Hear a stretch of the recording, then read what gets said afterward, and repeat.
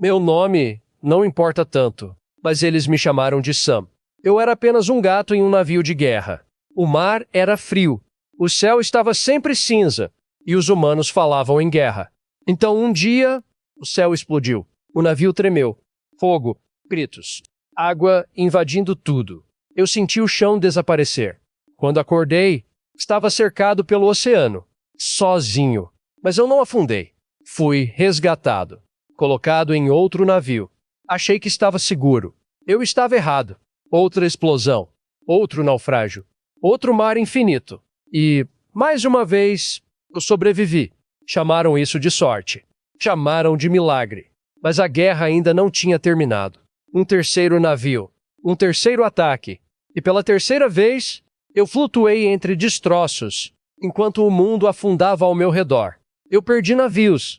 Eu vi o medo nos olhos dos homens. Mas o mar nunca me levou.